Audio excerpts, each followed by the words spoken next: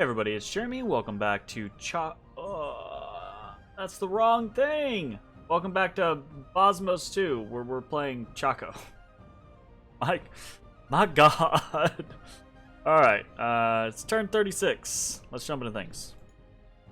Okay. Top of the round, we have completed... Actually, I think I still need... No. We have completed Enchantment 4. Yay! Next to be researched, Evocation 1. We have completed Evocation 1. Yay! Next to be researched, Evocation 2. Good, because there's a couple things in Evocation that we might need in the near future. And we'll actually, is this turn? Yeah, actually, this is this turn. We'll get to see a good example of what we might need and why we might need it in the near future. Even Hungrier Fish, the Mind Lord, has claimed the high throne. Take a look at that here in just a second. Harspecs found nothing. Augury found nothing. Harspecs found nothing. And affected.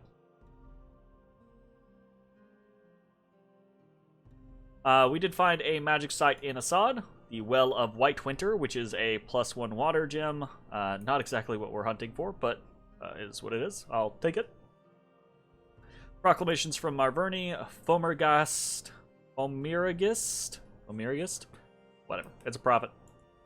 Dollops. Brad Hackday. Nope. Nope. No idea. And nope. No idea. Alright. Whatever. We've got a battle in Finoscandia where Finoscandia is attacking Atlantis, who has taken Finoscandia. AI, of course. But we'll still take a look. See if, Ooh, I don't think this is gonna do it for you, Finno. Got a little Hydromancer back here. Cool. Oh, actually, this might do it for you, Finno. Yeah.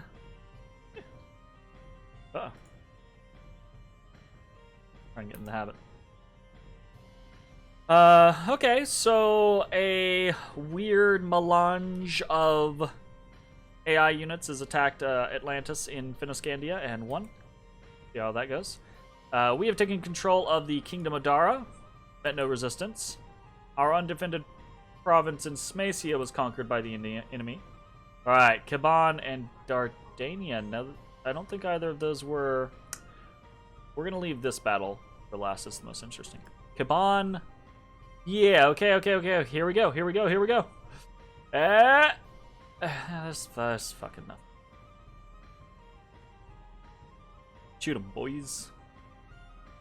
Alright, we do get to see an example of +4 strength. Getting hit.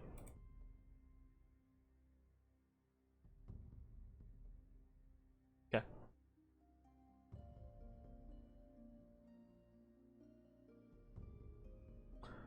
We lose a single Chacoan archer. Whatever. Battle in Dardania. Wait, that's not right. Okay. So Wuya 4 over here is just taking on some PD. Easy peasy.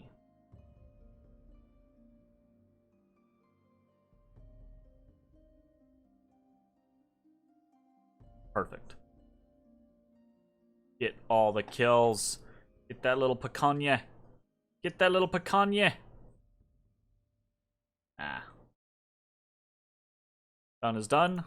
Dardania. You may notice no big battle in... I'll bitch about that here in a little bit. Alright, so we also witnessed a fight between Ermor and some Indies. Looks like he's just pinging this province with a sensor. Just trying to see what's going on here. And then we get to watch a battle in and this is actually a pretty cool battle. So, this is a decently sized little squad of Lemurians, of Spectral Hastades and Velites, a couple of Tribunes. Oh, sweet. Against the right person, a nigh unbeatable army thanks to Ethereal. But against the wrong people, not really a big deal. And against the wrong people, Oh, it's just Marverni. Okay, well, this is fine. Well, we already knew it was Marverni, obviously, but Marverni isn't exactly packing, you know, a whole shit ton of magic weapons. But who needs magic weapons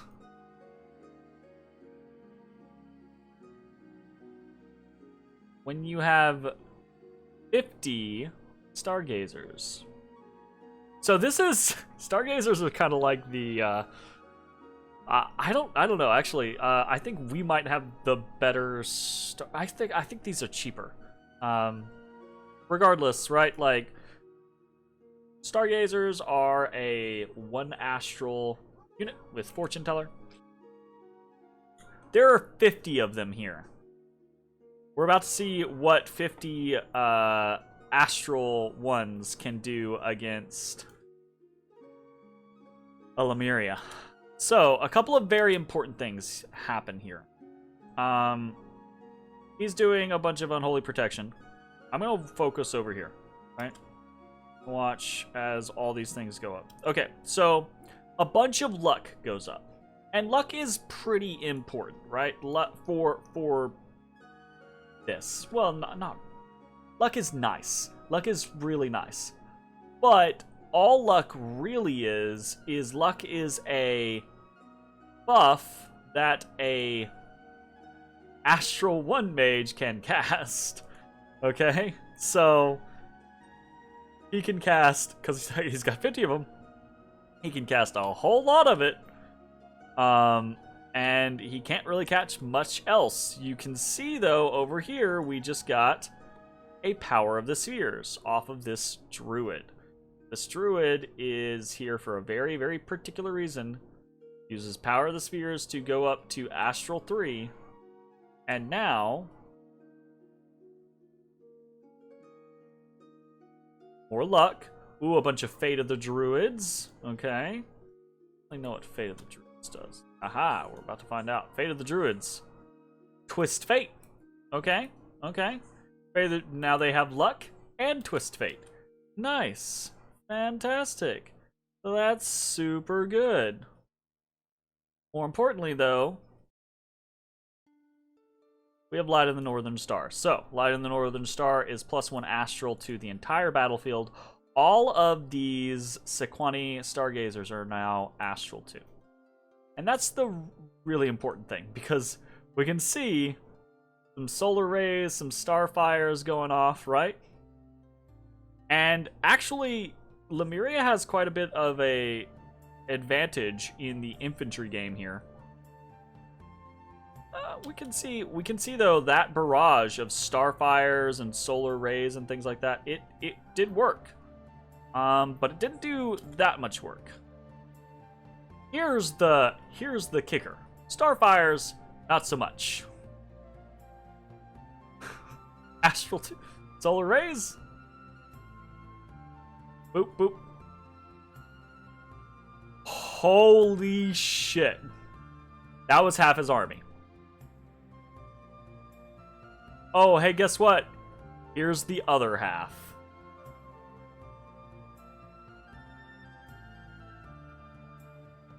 And actually, right? Because these fucking noble warriors are lucky and twist-fated, I don't think he lost much in the way of chaff either. And then they swap. This hurts me inside. He swaps, so they swap over to Horror Mark, like numpties. Like, that kills me. But my god, that is a great example of what the right amount of mages can do, right? Double the size of an army. No way that his infantry would be able to do anything to these Hastades or Velites. Absolutely would have had the floor wiped with them. But not when you buff up their magic paths and they just obliterate with every cast. That was pretty intense. And we can do stuff like that. We absolutely can do stuff like that. In fact, I think technically we can do stuff like that better.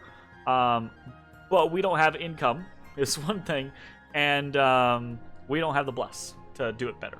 So, but I think Chaco could do it better if it was built properly. So, anyways, actually now I'm really curious. I want to take a look at our variant.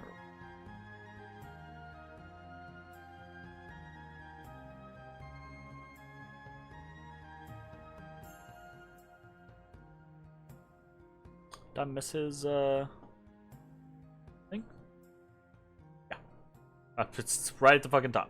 Absolutely, I missed it.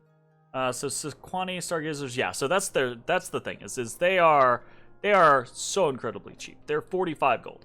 Ours are 70 gold, which is still very cheap, but not not nearly as good as the Stargazers. Stargazers come in at Fortune Teller 5. Our Chaco and Star Priests, right? They're 70, but they're sacred. They also have Spirit Sight, which is nice, but they're old, so that's a downside as well. So probably I would take the, unless you were building a specific Bless, I would take the Stargazers, obviously. Anyways, that was cool to watch. So in Kaban, we lose population. In Zaburia, a group of visiting heroes. Oh, great. It's bogus. A group of visiting heroes have decided to rid this province of its unfair rulership. And we get unrest and +1 magic. And oh my god, all the bad things. Ugh. Okay, the Throat of Night is invoked. Now, night has overtaken day, so we're going to have several turns worth of night, which means we're going to have several turns worth of basically no income. Fortunately, I will say this, fortunately, we have Spirit Sight, so, on a lot of our people, so that is a bonus. We're not completely defenseless, we're just going to be poor as shit. And then we have Worldwide Event, Constant Darkness. Oh, wait, why did I just reiterated that. My brain is dead. We have a battle in Zaburia where Bogus the freaking troll and his adventurers are begging us. Fucking shit. Alright, we have the titular troll raider. Bogus is weakened.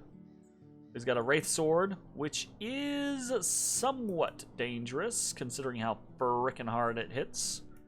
And then he's got Bad Margast, his Dark Knight.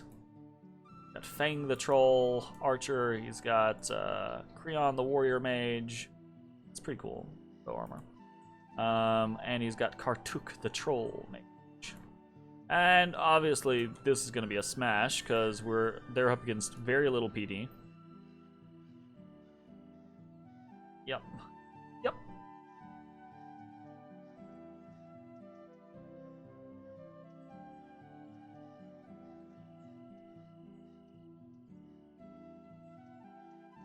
Okay, that's annoying. We're under siege in Zaburia, but they can't harm our walls. And the god of Dia Medulla is permanently vanquished. Alright, time to bitch. Yeah, absolutely. Hey, look, those rivers are frozen now. You can just pass between them, which is exactly what happened last time. Fucking, like, I don't know if that was a graphical bug or what. Right? But that type of shit's really fucking annoying. It doesn't happen, I will say that, it doesn't happen for me a lot in games where I have like a graphic bug like that where, you know, it seems like something's gonna work a specific way, but it doesn't. But man, when it happens, is it real fucking annoying, right? I mean, it didn't cost me much of anything. I'm still okay with the plan that I had. But I probably would have just sent both armies, a singular army up to Smacia to fight. Not, divided my forces and potentially get my ass kicked this turn. But now I'm in bitch mode, so whatever. I'm gonna move on. What are we doing this turn? We're not doing a whole lot. And some of what we're doing is kind of stupid and pointless. So, we'll see. Look, we're moving Wuya 9 and the army he is leading up towards Ablak, because we don't really have anything else going on. We could cross the river into Aprisia, but I think it's better for us to meet up with the forces that we already have here in Ablak, We've got a decent amount of siege strength here, 265, due to mostly the bears, right? Though I guess the ant warriors aren't bad. And we can add a little bit to that. More importantly, though, we can add a goodly number of star priests in order to have kind of a mage cadre. So I think we head up there and then we move into Forest of the Lost and then into Bergamo. This turn we are going to, against better judgment, because I think this is actually a predictable move, and I've waffled on this multiple times, but I think we're going to do it anyways. We are going to attack into Smacia. I think it's a bad idea because it's, like I said, it's a predictable move, and he could try to combine all the forces that he has here, right? The forces that he just brought back from Kingdom of Dara, the forces that he moved out of Smacia, whatever he was recruiting here in the Verdant Steppe, whatever he's been able to recruit in the meantime. Although I will say that recruitment has been interrupted in Verdant Steppe and then in Smacia over the last turn and the previous turn. Before that because of Ouya 4. But even then, like, I feel like likely what's going to happen is he's going to try to pull back all of his forces, right? Because he still has a chance to kind of consolidate. But he might just go to, like, try to sucker punch me, and it might work, right? We've got a decently sized army, but, you know, we've seen it. Enough soul slays ripping into this army, or just, like, the right mix of his units getting buffed, and he can hold me off for a while. But my hope is that there's just too many freaking Katsinas for that to happen here. Nearly 60 Katsinas. And not a crazy large mage cadre, but, you know, what it is. We're also sending Ouya 4 in. I had wanted to pull Ouya 4 back. And it probably is a better idea to pull Ouya 4 back, but we're going to go in and try to resist. We're also going to, I forgot about this, but we're also going to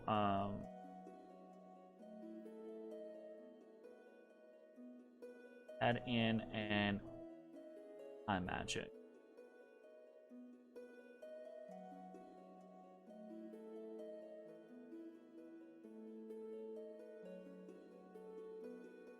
Let's do that. Time magic.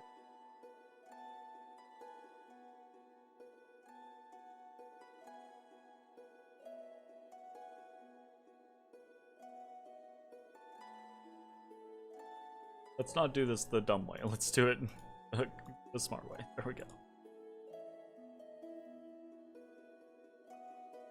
That should work fine. So we should have enough boosted from the communion to be able to cast anti-magic on the second turn and help protect us somewhat from things like Soul Slayer, or Mind Burns, or Paralyzes, or what have you.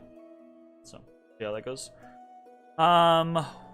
We are also attacking into Aprisia with Ouya 5. Ouya 5 is pretty much kitted out. I think to safely fight against most of what Ind has. If Ind pops out with, like, you know, Great Sword of Sharpness or something like that, then okay, we've got some trouble. But other than that, I think we're probably okay. And we are, and this is another shaky thing. I don't know that I like this idea, but I don't want Zaburia to be sitting like this. I should probably be attacking Zaburia with 5, but I am instead going to attack it with our god, because I've been thinking about it. I don't want to do a crazy amount of augury and gnome lore and harvest spexing. I'm going to do a fair amount of it anyways, but I might as well, if I'm going to be doing that shit with my Great Bear, I'm not using the research ability, I might as well be doing that with just every other turn, you know, searching for 3 sites that are gonna be important to me. So we're gonna attack with Yona here. Probably gonna be fine. Iron Will, Iron Skin, Summon Earth Power, Fire Shield, Skill of Heroes. etc. He's going to have decently high protection. He's going to have very high HP. He's going to be able to repel a fair amount. But yeah, I don't know. I don't know. I'm hopeful that he will be just fine. Let me rephrase this. I'm also breaking siege with all of the units in Zaburia. So we've got a couple of Jade Maidens on attack rear, and then all the rest of these people are on hold and attack flyers, because basically I want to try to obliterate that fucking fly guy when he comes down. And then we have a communion here that we are going to try to mind burn spam down the rest of the units involved in this battle. We'll see how it goes, because if we take a look, 15 magic resistance, 12 magic resistance, 16 is pretty decent, 15, right? Like these are all definitely mind burnable targets, right? They got a ton of HP, so you know that might not work out. But another reason why I have Fire Shield on Mabar is because the susceptibility to fire. So they got regeneration, but my bear should regenerate. So I think we're okay. We're also sending Jade Source Sork 3 out to start looking for death sites. Was hoping we would get lucky. And obviously, like, I know there's a death site up here, but I don't want that. That's something like, that's target numero uno once we can dark knowledge somewhere, right? We don't want to actively, like, go there and get diseased. So we're gonna, you know, move around this direction, see how it goes. Is there anything else that I'm really... a couple of forgings, enchanted spear, stone bird, lodestone. Very low amount of income this turn, honestly. This is about all that we could afford. But we'll see how it goes. And yeah, that's pretty much it. Atlantis has started his attack on Ind. And my concern now is that I'm gonna, you know, I lost a fairly large, a middling-sized army in Smacia, right? I won in Ablak, but it cost me quite a bit. And then I've had to deal with, you know, Ind being on my capital and fighting that off, and etc., etc. So I feel like I've probably done the brunt of the fighting, and I'm now concerned that I'm not going to get much of the spoils. So I'm considering going to Phasia and Atlantis and being like, look, if I did a lot of the work here, I want a fair share, or else, no, it's not gonna go well, because I'm basically gonna have to like break a nap and come swinging. Not break a nap, but into nap, right? Because my options otherwise are very limited. One of those options is going after Old Man, which hopefully is what we'll end up doing.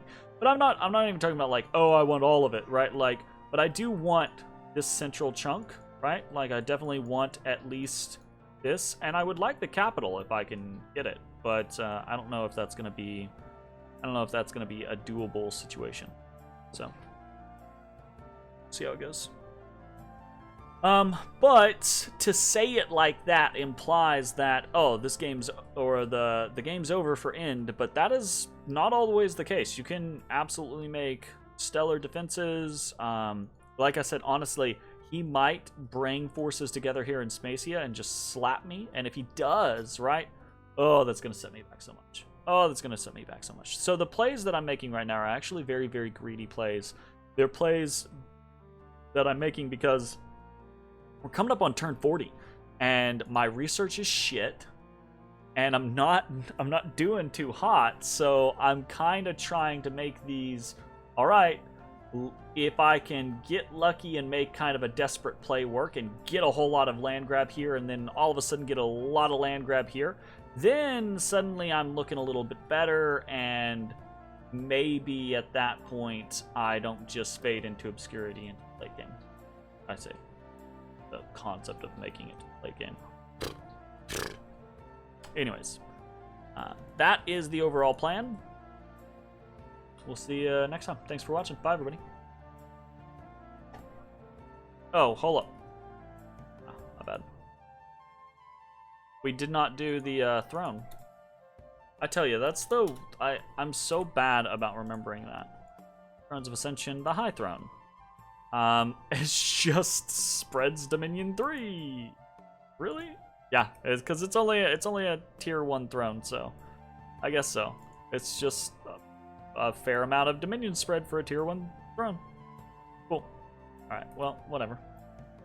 Alright. We'll continue on with our darkness. Thanks for watching, everyone. Bye-bye.